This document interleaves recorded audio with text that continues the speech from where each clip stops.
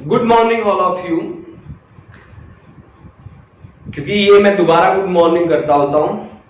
क्यों करता हूं? क्योंकि यहां हर बच्चा अब लाइव आ चुका है। And welcome again to our physics class.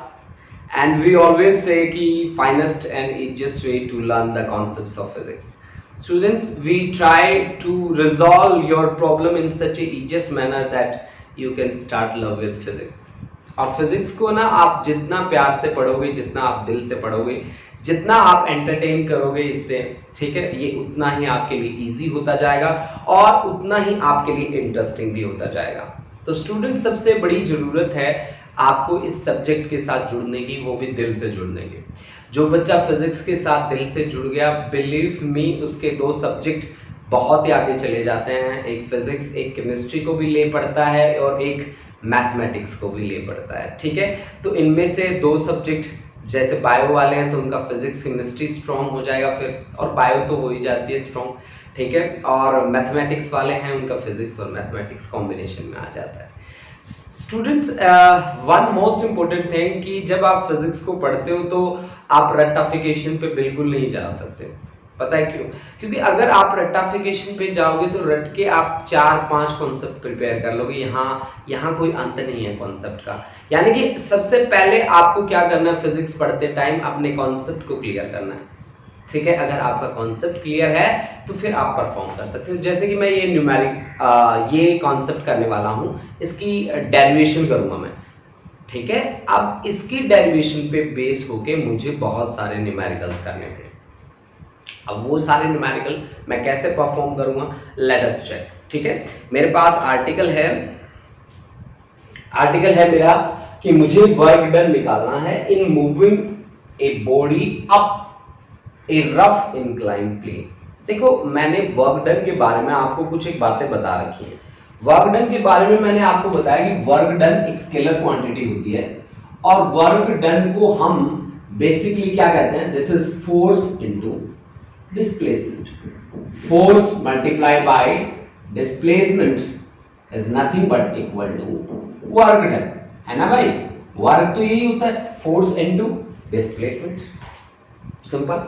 अब देखो, मेरे पास एक ऑब्जेक्ट है जिसका मास m है। ये देखो, ये ऑब्जेक्ट है जिसको मैं एक इंक्लाइंड प्लेन पे ऊपर लेके जा रहा हूं, ठीक है। और ये इंक्लाइन है थीटा एंगल से। अब मैं आपको एग्जांपल देता हूं। देखो, जैसे कि मान लो ये है आपके पास इंक्लाइंड प्लेन, आपको दिख रहा है इंक्लाइंड है ये, ठीक है, ऐसे, है ना।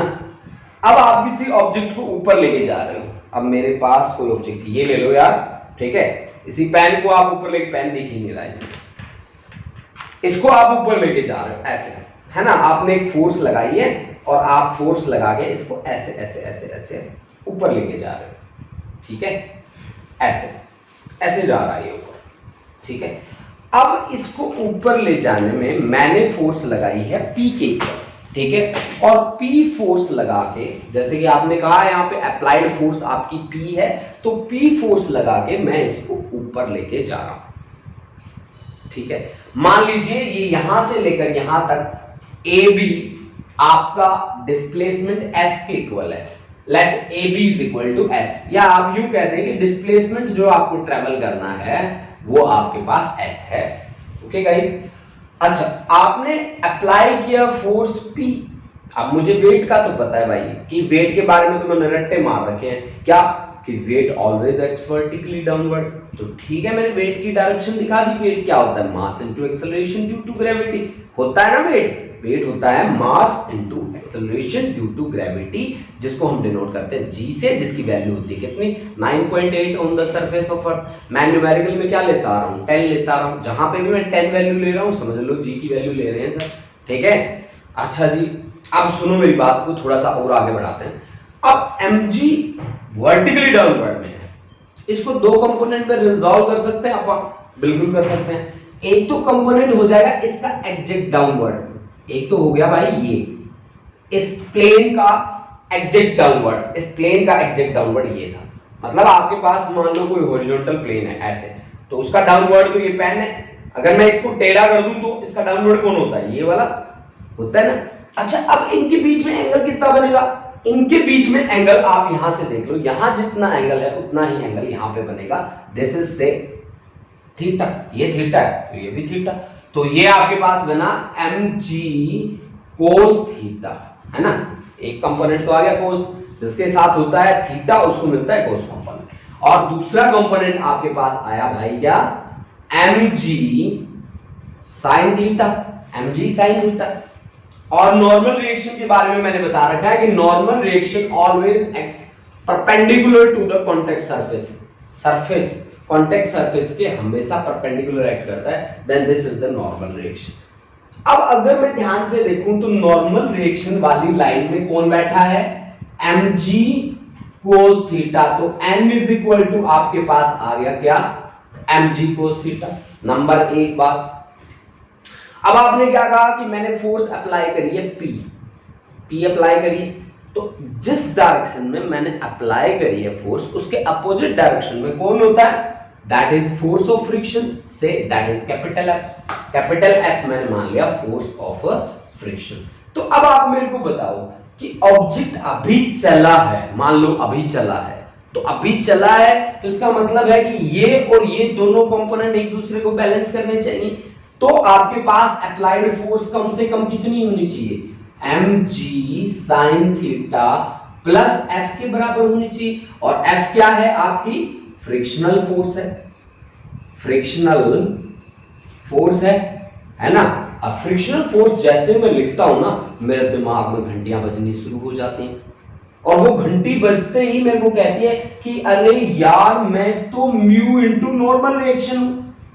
मैंने कहा ये बात भी सही है भाई, तो म्यू इनटू नॉर्मल रिएक्शन है, mu is coefficient of friction, है ना। मैं यहाँ पे मेंशन नहीं कर रहा कि काइनेटिक है कि स्टैटिक है ना, सीधा ले रहा हूं मैं म्यू, ठीक है, कोई बात नहीं, सीधा ले लो।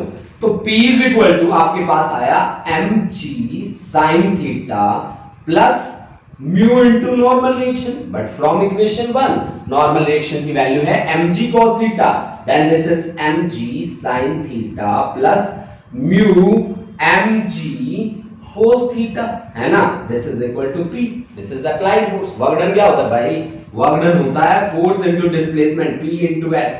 तो यहां से mg कॉमन आ रहा है sin theta plus mu cos theta multiplied by displacement, this is equal to the work done, this is equal to work done. Simple, note कर लीजिए, बहुत ही सिंपल कॉन्सेप्ट है, ठीक है, नोट कर लो बच्चों।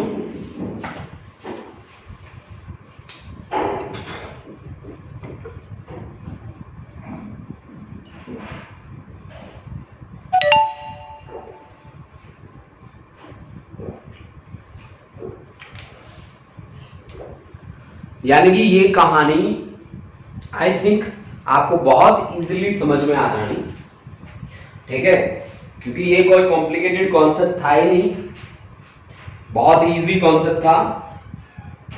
और मैं ये सोचता हूं कि आपको बहुत अच्छे से समझ में आ गया होगा।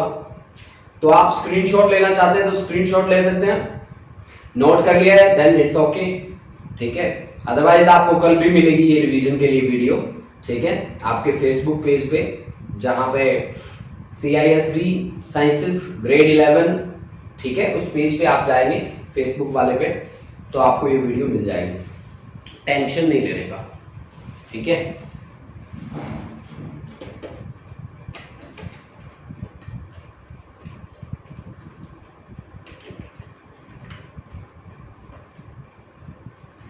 अच्छा जी, नोट कर लिया सभी ने, आई थिंक नोट कर लिया होगा।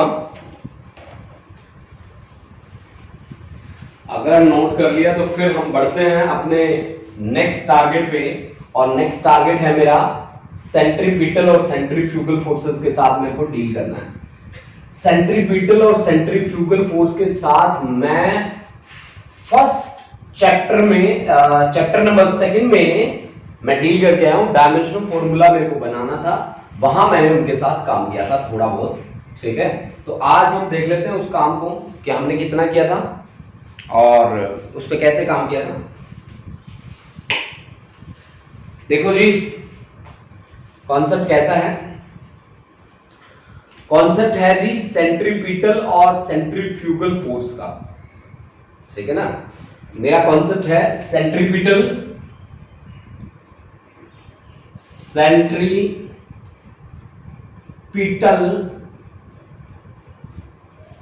And centrifugal force.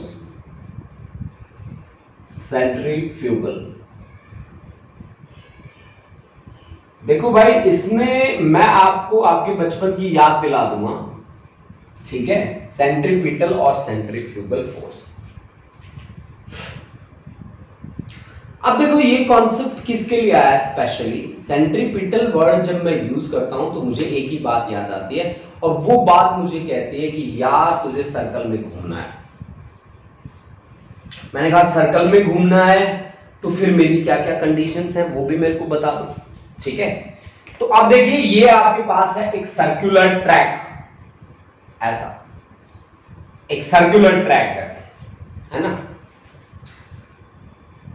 और सर्कुलर ट्रैक में आप इस तरह से, ये सर्कल का है रेडियस r, जैसे सेंटर O, ठीक है। मान लीजिए किसी पोजीशन पे हमारा ऑब्जेक्ट है जो इस सर्कुलर ट्रैक में घूम रहा है, जिस ऑब्जेक्ट का मास है m के बराबर, ठीक है। इसकी लीनियर वेलोसिटी है v के बराबर। तो हमने निकाला था सेंट्रीपिटल फोर्स। सेंट्रीपिटल फोर्स के कारण ऑब्जेक्ट क्या करता है, सॉरी, सर्कुलर ट्रैक में रिवॉल्व करता है। सर्कुलर ट्रैक में हमेशा रिवॉल्व करता है, ठीक है ना भाई। तो ये सेंट्रीपिटल फोर्स की वैल्यू हम कैसे प्रोवाइड करते हैं, that is mv² divide by r। This is centripetal force, mv² divide by r। ये है आपके पास क्या, सेंट्रीपिटल फोर्स। सेंट्रीपिटल फोर्स की डायरेक्शन कहां होती है, इसकी डायरेक्शन होती है always, direction always towards the center of circular path।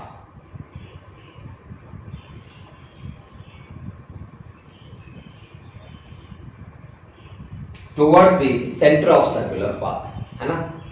towards the center of circular path, हमेशा सर्कुलर पाथ के सेंटर की तरफ इसकी डायरेक्शन होती है, ठीक है ना भाई, ठीक है। तो मैं यही कहूंगा कि centripetal force is the force required to move an object in a circular path and its direction is always towards the centre of circular path. This is the thing about the centripetal force. देखो बच्चों, अब जब हम circle में घूमते हैं ना बेटा, तो वहां पे लीनियर वेलोसिटी और एंगुलर वेलोसिटी दो कॉन्सेप्ट आते हैं। अब अगर मेरे पास कोई धागा होता तो मैं आपको एक्सप्लेन करता था। ये मिला है मेरे को कुछ, है ना, ये देखो। अब मान लो कि मेरे पास एक बॉल है, ऐसी एक बॉल है, ये देखो बॉल पड़ी भी है भाई यहाँ पे, है ना। इस बॉल को हमने ऐसे बांध दिया, ऐसे बांध दिया, ऐसे। ये बंधेगी कि नहीं मुझे पता नहीं है, एन वक्त पे, है ना, पता नहीं। अब देखो सुनो मेरी बात, बंद तो गई भाई। अब मैं क्या करता हूं, इसको ऐसे ऐसे रिवॉल्व करना शुरू कर देता हूं, ऐसे ऐसे। दिख रही है आपको, ऐसे ऐसे ऐसे ऐसे दिख रही है ना सभी को, है ना, दिख रही है। अगर ये बॉल किसी भी जगह पे निकल गई तो कैसे जाएगी आप बताओ मेरे को। मान लो ये किसी भी जगह पे निकल जाती है, ऐसे मैंने तो तेज तेज भी घुमा के देख लिया भाई, निकल नहीं रही है ना, निकलती तो आपको दिख भी जाती। अगर मान लो ये किसी भी पॉइंट पे निकल जाती है ऐसे ऐसे घूमते घूमते, तो कैसे जाएगी। अब मान लो ऐसे घुमाया था मैंने, यहीं पे यही पिक लगा के सोचो ऐसे ऐसे घूम रही थी, तो किसी भी पॉइंट पे अगर निकल जाती तो कैसे निकलती भाई। अगर इस पॉइंट पे निकल जाती तो कैसे जाती, सीधी जाती ना भाई। और सीधी चलने को क्या बोलते हैं, लीनियर मोशन। और उसके साथ जो वेलोसिटी होती है उसको क्या बोलते हैं, लीनियर वेलोसिटी।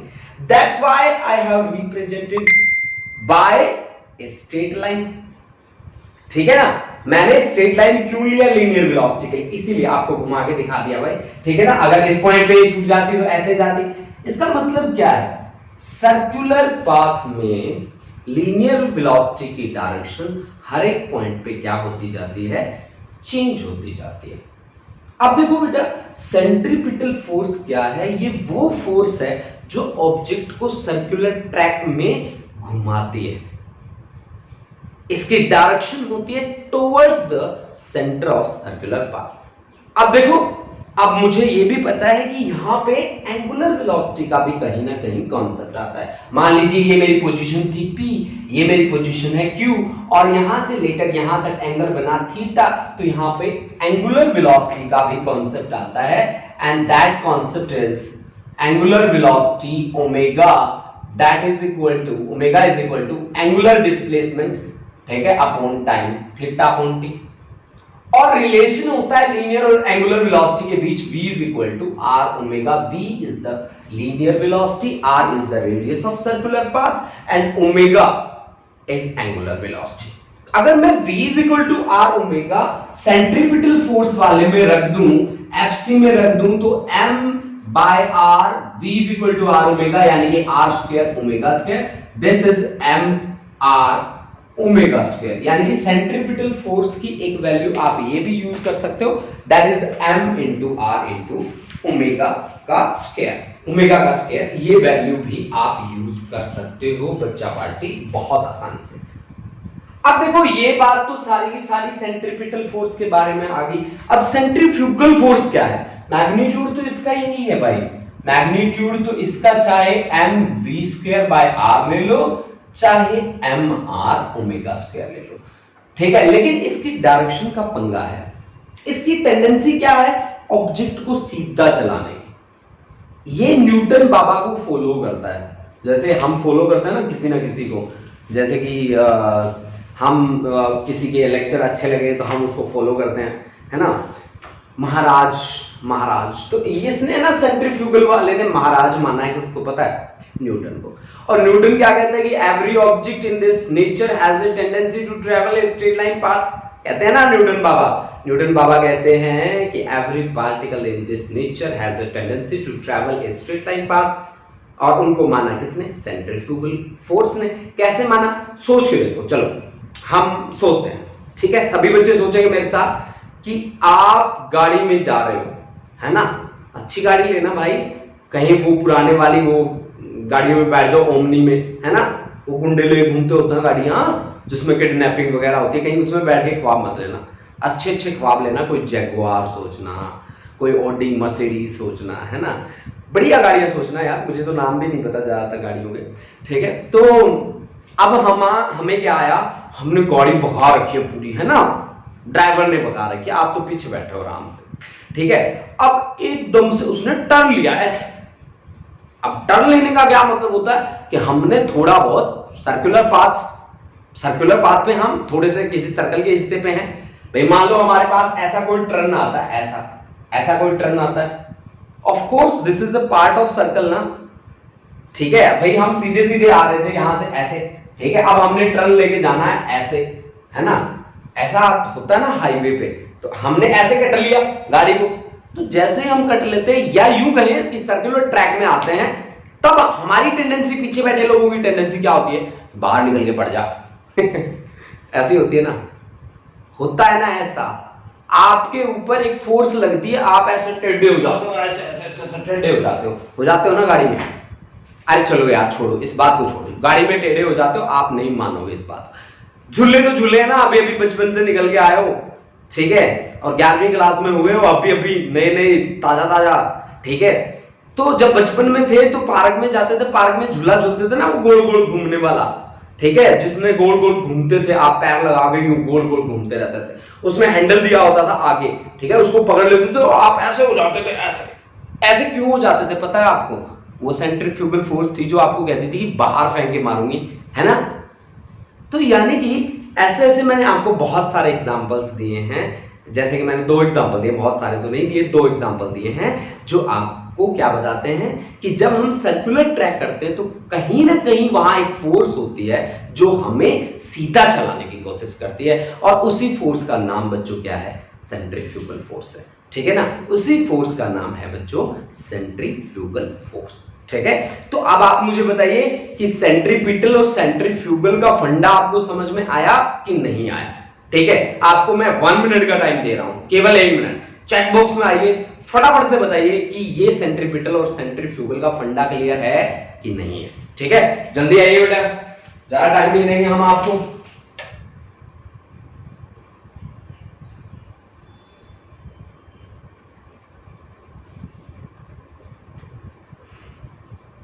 अच्छा, अमरवीर, रोमिका, दविंदर, हरमनप्रीत सिंह, चेतनदीप सिंह, महक, हरलीन चहल, निधि और प्रबलीन, पलविंदर, विषम, एशदीप सिंह, अनमोल ठाकुर, खुशदीप कौर दत्त, वंशिका, सुप्रीना, अमरजीत, गुरलीन, नवदीप सिंह, एशदीप सिंह का दोबारा। ठीक है बेटा। अच्छा, सभी को क्लियर है, यानी कि फंडा सभी को क्लियर है। 1 मिनट में यार सभी कर दो यार। वृंदा, सलोनी, भाई आपके कमेंट है ना मेरे लिए बड़ा बड़ा महत्व रखते हैं भाई, बता दिया करो यार। ठीक है। समीक्षा, प्रिंस सिंह,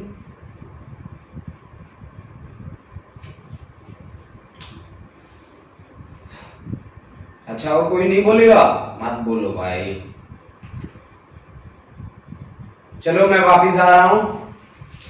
देखो अब तक मैंने जो बात करी है वो बात करी है सेंट्रीपिटल और सेंट्रीफ्यूगल फोर्स पे, जो काफी इजी भी रही है हमारे लिए। अब मैं बेसिक चीजों पे जाना चाहता हूं और बेसिक चीजों पे जाके कुछ एक न्यूमेरिकल बनाना चाहता हूं। ठीक है।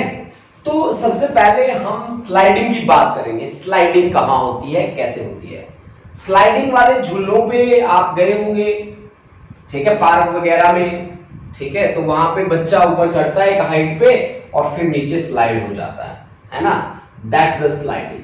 अब देखो हमारे पास कुछ एक सरफेसेस हैं, वहां पे स्लाइडिंग कैसे होगी, कैसे हमारा ऑब्जेक्ट चलेगा और उसके चलने की क्या क्या कंडीशंस बनेंगे। फिर मेरे पास यही है भाई, देखो ठीक है, ये मेरा एक सरफेस है ना, ये हॉरिजॉन्टल पे ऐसे रखा है मैंने, ऐसे है ना भाई, ऐसे।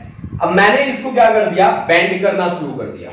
ठीक है, हल्का सा बेंड किया, ऐसे आपके सामने दिख रहा है, आप बेंड किया हल्का सा, और बेंड किया, एंगल बढ़ाता जा रहा हूं, आपको दिख नहीं रहा, और एक ऐसा एंगल आया जहां पे इसने स्लाइड करना शुरू कर दिया।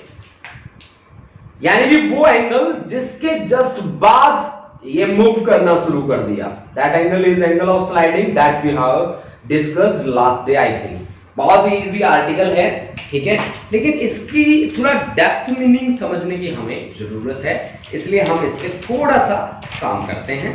ठीक है, एंगल ऑफ स्लाइडिंग को हम एंगल ऑफ रिपोज भी बोलते हैं। ठीक है ना बेटा, हमने लास्ट टाइम में इसको डिस्कस किया था, आज फिर से एक बार डिस्कस कर रहा हूं। क्यों? क्योंकि इसके न्यूमेरिकल का बेसिक जो है वो हमें क्लियर करना है। ओके, अच्छा, मैं फिर से एंगल ऑफ स्लाइडिंग की बात करूंगा। एंगल ऑफ स्लाइडिंग को एंगल ऑफ रिपोज भी बोलते होते हैं भाई, एंगल ऑफ रिपोज, है ना, एंगल ऑफ रिपोज। ठीक है जी, एंगल ऑफ रिपोज भी बोलते होते हैं भाई एंगल ऑफ स्लाइडिंग को। और अब हमने एग्जांपल आपको दिया है कि अगर आपका एक हॉरिजॉन्टल सरफेस है, आपने इंक्लाइन करना शुरू किया, एक कंडीशन ऐसी आएगी जिसके बाद ऑब्जेक्ट क्या होना शुरू हो जाएगा, स्लाइडिंग होनी शुरू हो जाएगी। जिस एंगल के जस्ट बाद स्लाइडिंग होनी शुरू हो जाए वो क्या कहलाता है, एंगल ऑफ स्लाइडिंग। यार नाम से ही क्लियर है, ठीक है, उससे पहले स्लाइडिंग नहीं होगी, स्टैटिक रहेगा।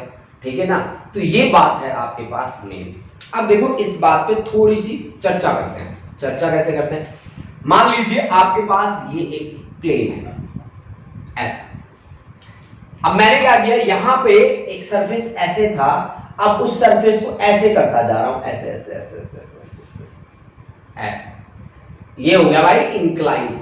ठीक है ना, तो ये हुआ आपका इंक्लाइंड, ये इंक्लाइन हुआ है थीटा एंगल से, मान लो इंक्लाइन हुआ है थीटा एंगल से। तो अब आप बताओ कि यहां पे अगर मैं किसी ऑब्जेक्ट को रख दूं, तो अब आप रिजॉल्व करने का काम तो आप कर ही दोगे, खुद ही कर दोगे। अगर इस ऑब्जेक्ट का मास m है तो इसका वेट वर्टिकली डाउनवर्ड, है ना, इसके दो कंपोनेंट बना लो, मैं दोनों पेन ले लेता हूं भाई अलग अलग, ठीक है, ताकि आपको अच्छा लगे। ये देखो फिर ये एक कंपोनेंट आ जाएगा, ये एंगल भी थीटा रहेगा, this is mg cos theta, और this is mg sin theta. अब ये स्लाइड करने की कोशिश कर रहा है, स्लाइड करने की कोशिश कर रहा है, तो फ्रिक्शन कहां लग रहा है? This is the direction of force of friction ना, this is the direction of force of friction, okay guys, और this is the direction of normal reaction, ये है नॉर्मल रिएक्शन की डायरेक्शन, ठीक है। और कोफिशिएंट ऑफ, यहां पे हम मान लेते हैं कोफिशिएंट ऑफ स्टैटिक फ्रिक्शन, मान लीजिए हमारा ऑब्जेक्ट अब तक रेस्ट में है, तो let mu S be the coefficient of static friction, coefficient of static friction, है ना, म्यू एस हमने मान लिया कोफिशिएंट ऑफ स्टैटिक फ्रिक्शन। तो अब आप मेरे को एक बात बताओ कि यहां पे मैक्सिमम लिमिटिंग फ्रिक्शन कितना होगा? आप सभी को पता है FL की वैल्यू क्या होगी? मैक्सिमम स्टैटिक फ्रिक्शन होता है, that is mu S into normal reaction. अब नॉर्मल रिएक्शन आप डायग्राम में ध्यान से देखो, आपको किसके बराबर दिख रहा है? mg cos थीटा के बराबर दिख रहा है, तो FL is equal to mu S mg cos theta, है ना भाई? आप देखो, यानी कि इस FL की वैल्यू आपके पास क्या है? Mu S mg cos theta. अब ध्यान से देखो, राम कहानी अब बनेगी, ठीक है ना, अब बनेगी कहानी। नीचे की तरफ फोर्स लग रही है, कौन सी? mg sin theta. ये क्या चाहती है? कि ये स्लाइड कर जाए, और ये FL is equal to mu S mg cos theta, ये क्या चाहती है? फ्रिक्शन फोर्स क्या करती है? मोशन का, रिलेटिव मोशन का अपोज करती है ना, अपोजिंग फोर्स है ना, तो ये क्या चाहेगी? ये चाहेगी कि ऑब्जेक्ट ना चले, और ये क्या चाहेगी? कि ऑब्जेक्ट चल जाए। अब अगर मान लो आपकी इंक्लिनेशन है स्मॉल, भाई इंक्लाइंड प्लेन भी दिखाना पड़ेगा अब आपको मुझे। देखो भाई, आपके पास ये एक इंक्लाइंड प्लेन है, ये डब्बा ही रखता हूं मेरे पास, और कुछ नहीं है यहाँ पे, ये डब्बा रखता हूं, ये ना इंक्लाइंड प्लेन है, एंगल थोड़ा सा है, ये देखो मैंने टेढ़ा इसको किया थोड़ा सा, थोड़ा और टेढ़ा करता हूं, ये देखो चलना स्टार्ट हो गया ना, ये देखो चलना स्टार्ट हो गया भाई। तो ये जो एंगल है जिसके जस्ट बाद ये चलना शुरू हुआ है, that is angle of slide और एंगल ऑफ रिपोज, है ना? मेरी बात आप समझ रहे हैं? यानी कि जैसे जैसे आपने इंक्लिनेशन को बढ़ाया, थीटा आपका जैसे जैसे बढ़ा, वैसे वैसे ये फिसलना शुरू हो गया। अब देखो थीटा के बढ़ने में क्या होता है, अगर तो है थीटा स्मॉल, थीटा की वैल्यू है स्मॉल, तो साइन थीटा की वैल्यू भी क्या आएगी? उसकी वैल्यू भी क्या आएगी? स्मॉल आएगी, है ना? यानी कि अगर आपका थीटा कम है तो mg sin थीटा की वैल्यू क्या हो जाएगी? कम हो जाएगी। लेकिन अगर यहां पे थीटा कम है तो आपको पता है ना कि cos 0 की वैल्यू कितनी होती है? 1 होती है। तो यानी कि ये वाली जो वैल्यू है ये मैक्सिमम होगी, है ना? यानी कि अगर थीटा है स्मॉल तो फिर cos थीटा क्या होगा? cos थीटा की वैल्यू क्या होगी? दैट इज लार्ज वैल्यू, वो होगी आपके पास लार्ज, है ना भाई? आपको तो पता है ना cos 0 की वैल्यू 1 होती है। यानी कि अगर थीटा स्मॉल है तो mg sin थीटा की वैल्यू कम है। इसकी टेंडेंसी क्या है? नीचे स्लाइड कराने की। इसकी टेंडेंसी कम है, ऊपर वाले की टेंडेंसी क्या है? ज्यादा। अगर थीटा बढ़ेगा तो mg sin थीटा तो बढ़ेगा, लेकिन mu S mg cos theta क्या होगा? घटेगा। मेरी बात आप समझ पा रहे हैं कि अगर मैंने एंगल को बढ़ाया तो mg sin थीटा तो बढ़ेगा, लेकिन mu S into mg into cos theta क्या हो जाएगा? कम हो जाएगा, ठीक है ना? क्या हो जाएगा? कम हो जाएगा।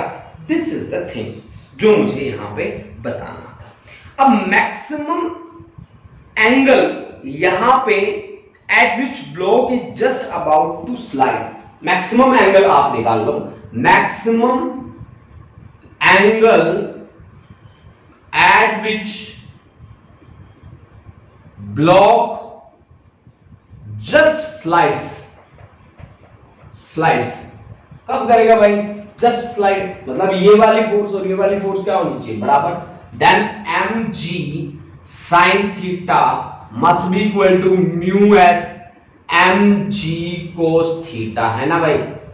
mg को mg खा जाएगा, and mu S is equal to sin theta upon cos theta, that is tan theta आ जाएगा। tan of theta is equal to mu S, coefficient of static friction, यानी कि थीटा भी निकाल सकता हूं मैं यहां से, तो theta is equal to tangent inverse of mu S, ठीक है। This is the value of theta. Okay guys, please note it down. After that we will move to our condition, जो हमने बेहतरीन कंडीशंस बनाई हैं, ठीक है। और वो बेहतरीन कंडीशंस हमारी क्या क्या हैं, चलो हम चेक करेंगे उसको। देखो भाई, आप नोट कर लो इसको, और इसका स्क्रीनशॉट भी ले सकते हो आप। अगर आपने नोट कर लिया या फिर इसका स्क्रीनशॉट ले लिया हो तो हम अपनी बात को आगे बढ़ा देंगे, ठीक है।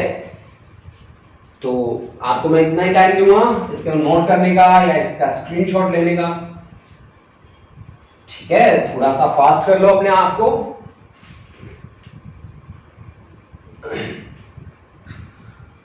बच्चों देखो, अगर लॉजिकली हमेशा जीतता कौन है पता है, जीतता वो है जो स्टेप टू स्टेप चलता है। साइंसेस में जो स्टेप टू स्टेप चलेगा वो जीत जाएगा, ठीक है। और जो अपने स्टेप खराब कर देगा वो कभी नहीं जीत पाएगा। तो अपने स्टेप्स को कभी खराब ना होने दो, ठीक है। अपने स्टेप्स, और उनमें से क्या स्टेप है सबसे अच्छा, वो है रेगुलरिटी। अगर आप रेगुलर हो अपनी क्लासेस में, ठीक है, तो आपको हराने वाला कोई नहीं है, ठीक है। अगर आप रेगुलर नहीं हो तो आप खुद ही अपने आप को हराने वाले हो फिर, ठीक है। आप खुद हरा दोगे अपने आप को, आप टेंशन मत लेना, ठीक है। फिर आपके लिए आप खुद ही रिस्पॉन्सिबल हो जाओगे, ठीक है। साइंस के बच्चे को कोई और नहीं हरा सकता, वो केवल खुद होता है जो हरा सकता है। देखो यहां पे हम बात करते हैं इफ कंडीशन लगा के कि अगर आपका एंगल ऑफ स्लाइड से कम है, एंगल ऑफ रिपोज से कम है, जिस एंगल पे आपका प्लेन इंक्लाइन है वो एंगल ऑफ रिपोज से कम है। थीटा आर मैंने क्या लिया है, एंगल ऑफ रिपोज या एंगल ऑफ स्लाइड, ठीक है भाई। आपका एंगल ऑफ स्लाइड कितना होना चाहिए, ठीक है। आपका एंगल जो है वो एंगल ऑफ रिपोज से कम है, मतलब एंगल ऑफ स्लाइड होना चाहिए 45 डिग्री, आपने लिया 30 डिग्री। कहानी है कुछ ऐसी, अगर आपने 30 डिग्री लिया क्या स्लाइडिंग होगी? बिल्कुल नहीं होगी, स्लाइडिंग ही नहीं होगी। स्लाइडिंग नहीं होगी तो कौन सा फ्रिक्शन होगा? Static friction. स्टैटिक फ्रिक्शन की कोई फिक्स वैल्यू होती है ना जी। स्टैटिक फ्रिक्शन कैसा होता है? सेल्फ एडजस्टिंग होता है जी, ठीक है। इसकी वैल्यू किसके बराबर होती है? अप्लाइड के बराबर होती है जी ठीक है, यही होता है, ठीक है। यानी कि यहां पे कोई स्लाइडिंग नहीं होगी, नो स्लाइडिंग, नो स्लाइडिंग। अगर स्लाइडिंग नहीं होगी तो यहां पे होगा स्टैटिक फ्रिक्शन, स्टैटिक फ्रिक्शन। और स्टैटिक फ्रिक्शन की वैल्यू क्या ऐसे होती है? It's value is adjustable, it's value is adjustable, adjust हो जाती है भाई, एडजस्टेबल। कितनी होती है इसकी वैल्यू? इसकी वैल्यू होती है एडजस्टेबल कैसे? This becomes equal to applied force, आपने कितनी अप्लाई की है उसके बराबर हो जाएगी बेचारी, ठीक है। वेरिएबल वैल्यू होती है इसकी, ठीक है ना। अब अगर आपका थीटा, यानी कि थीटा आपका कौन सा एंगल है जिस पे आपके पास जो प्लेन है ना वो इंक्लाइन है। अगर theta, if theta is equal to आपका एंगल ऑफ स्लाइड के बराबर हो जाए, आपने जो अप्लाई किया है वो एंगल ऑफ स्लाइड के बराबर हो जाए, तो फिर just about to slide, just about to slide. ये कौन सी सिचुएशन है भाई? ये लिमिटिंग फ्रिक्शन वाली सिचुएशन है, जहां पे वैल्यू आ चुकी है मैक्सिमम स्टैटिक फ्रिक्शन की, यानी कि यहां पे लिमिटिंग फ्रिक्शन आएगा। लिमिटिंग फ्रिक्शन की वैल्यू भी निकाल लेंगे हम, लिमिटिंग फ्रिक्शन की वैल्यू तो निकालनी आती है भाई सभी बच्चों को। FL is equal to mu S into normal reaction, mu S into normal reaction, mu S into normal reaction. अब देखो जी लास्ट बात हमारी है ऐसी कि if theta is greater than theta R, अब तो भाई no sliding, just about to slide, अब तो करवा दो स्लाइड, तो ठीक है स्लाइडिंग आ जाएगा, ठीक है। अब स्लाइडिंग आ जाएगा तो कौन सा फ्रिक्शन आएगा, ऐसा फ्रिक्शन जिसकी वैल्यू हमेशा कांस्टेंट होती है, जिसका नाम है क्या, काइनेटिक फ्रिक्शन, काइनेटिक फ्रिक्शन। और काइनेटिक फ्रिक्शन की क्या वैल्यू होती है जी, F K is equal to coefficient of kinetic friction multiplied by normal reaction। and one thing you have to keep in mind कि static friction हमेशा ज्यादा होता है किससे, काइनेटिक से हमेशा ज्यादा होता है। तो ये बना दिया जी हमने एक डब्बा, और इस डब्बे में हमने बता दीजिए आपको कंडीशंस, ठीक है, और उन कंडीशंस के अकॉर्डिंग आप परफॉर्म करेंगे और आप देखते जाएंगे कि कैसे कैसे हमें वर्क करना है। अब मैं आपको एक न्यूमेरिकल दूंगा, ठीक है। देखो पहले तो आप ये जब न्यूमेरिकल करते हो ना, ये एक चीज है, छोटी सी बात है जो आपको हमेशा याद रखनी है। ये देखो, ये अगर एंगल मैंने लिया है 37 डिग्री का, 37 भी बन जाएगा यहां से और 53 भी बन जाएगा।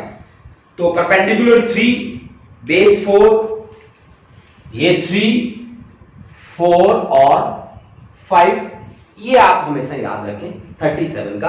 और एक 53 के लिए भी याद रखें, ये एंगल अगर 53 डिग्री है हमारे पास, तो इनकी पोजीशन इंटरचेंज कर दो, 4 और 3 और 5, है ना, बस इतनी सी बात है, ठीक है भाई।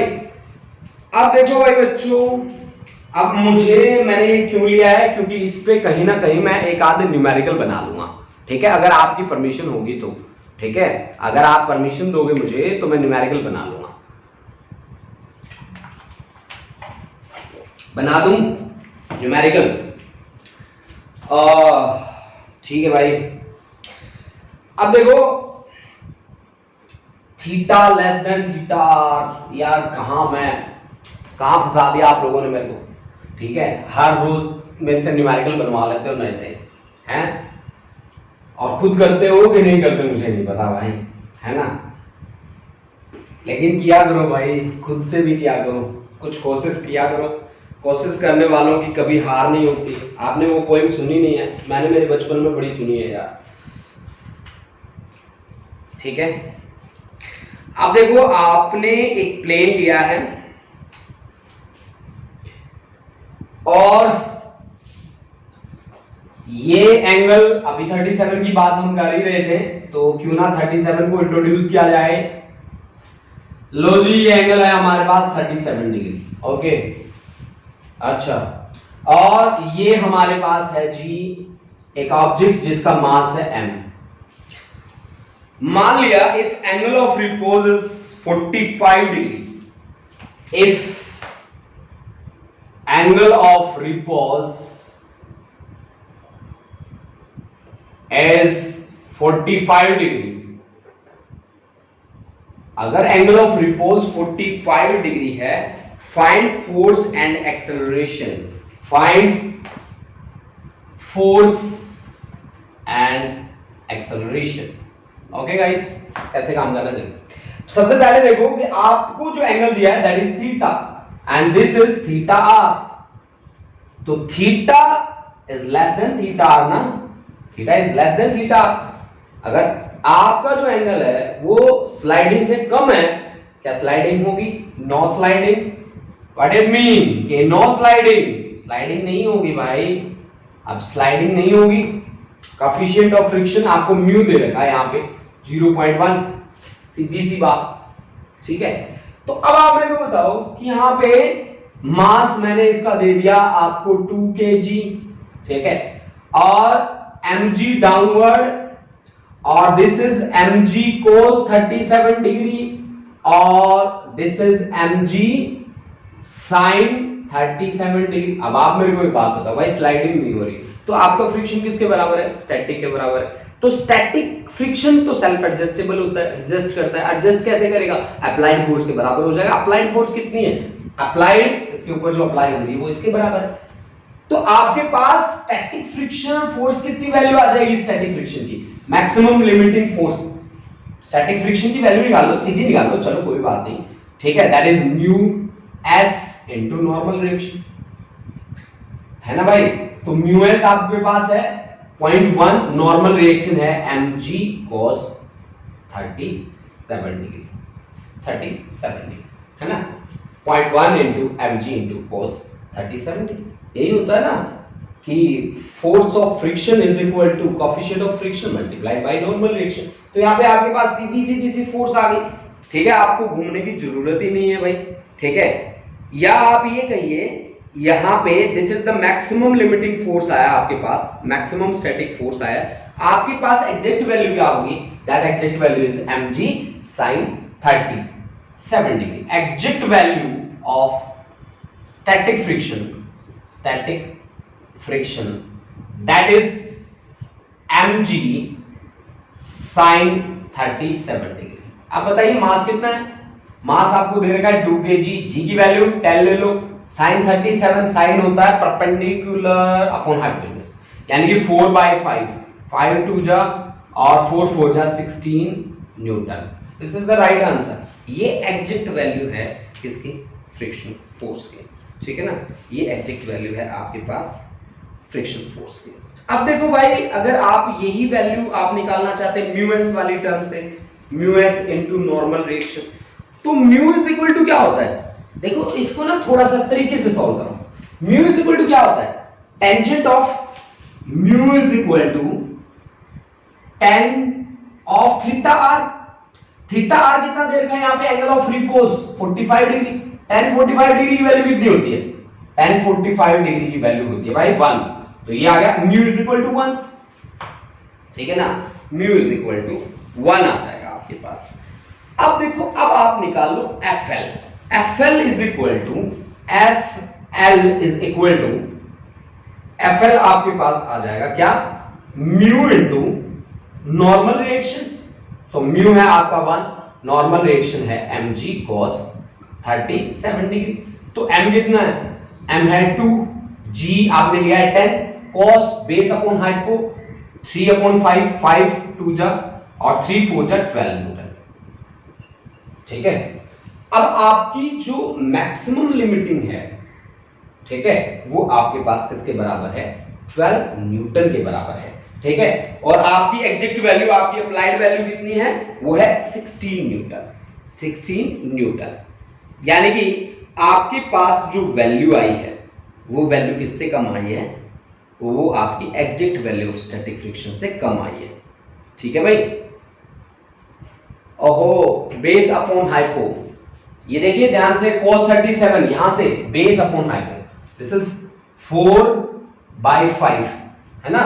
और यहां पे sin 37 की हमने सही नहीं लिखी वैल्यू, 3/5, तो ये कम आनी चाहिए थी। तभी मैं सोच रहा था यार 3, ये आना चाहिए था 12 न्यूटन और ये आएगा आपके पास 16 न्यूटन, तभी तो हमारी कहानी सही बनेगी ना भाई, ठीक है। इस चीज को थोड़ा सा ध्यान से देख लेना, ये इसका एग्जैक्ट फंडा है, ठीक है।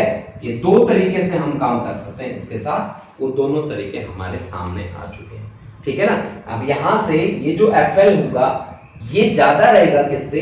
इससे, जो आपकी अप्लाइड है, ठीक है। अगर ज्यादा होगा तो यहाँ पे मोशन नहीं होगा, ठीक है। This is the thing which I want to tell you, ठीक है। आप एक बार स्क्रीनशॉट ले लीजिए, आप एक बार देख लीजिए, कमेंट बॉक्स में आ जाइए और फटाफट मुझे बता दीजिए, क्योंकि आपकी क्लास का टाइम खत्म हो चुका है। तो कमेंट सेक्शन में आइए और बताइए कि आज की क्लास आपको कैसे लगी, ठीक है। और उसी के साथ हम अपनी क्लास को स्टॉप कर देते हैं, ठीक है। तो बच्चे, जितने भी बच्चे यहाँ पे जुड़े हुए हैं, प्लीज आप दिल से जुड़े, ठीक है। और हर एक कॉन्सेप्ट के अंदर जाके उसके डिटेल में उसको पढ़े, ठीक है ना, उसके लॉजिक को पढ़े। तो कल जो मैं कॉन्सेप्ट कराने वाला हूँ उसमें गाड़ियां आएंगी, छोटी छोटी कारें लेके आऊंगा मैं, ठीक है। और उन कार को टर्न कर करके दिखाऊंगा आपको, ठीक है।